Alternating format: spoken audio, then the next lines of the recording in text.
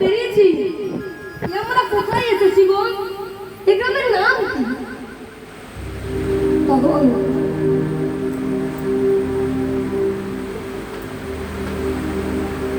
তখন গোবিন্দ ঘোষ বললেন, এই গ্রামের নাম হলো অগ্রদী। অগ্রদী আমরা চলে এসেছি।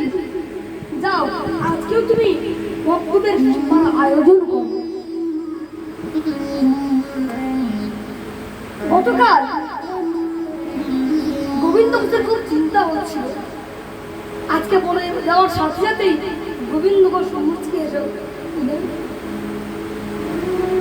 এখন গোবিন্দ ঘোষের প্রভু তো সেবা আয়োজন প্রভুদের নিজেই করেন। এখন গোবিন্দ ঘোষ নামজপ করছেন আর অগ্রদীপের মাটিতে মহাপ্রভু প্রবেশ করেছেন। অগ্রদীপের সব ভক্তগণ মহাপ্রভুকে দেখার জন্য অনেক অনেক ব্যঞ্জনাদি নিয়ে আসছেন। আজকেও মহাপ্রভুকে সেবা দিলেন। এখন সব ভক্তের সেবার পর মহাপ্রভু গিয়ে হাত চাপে দিচ্ছেন। অন্তরে জানিয়া হরি কোলে কহিলেন চাতুরি করি, অন্তরে জানিয়া হরি কহিলেন চাতুরি করি,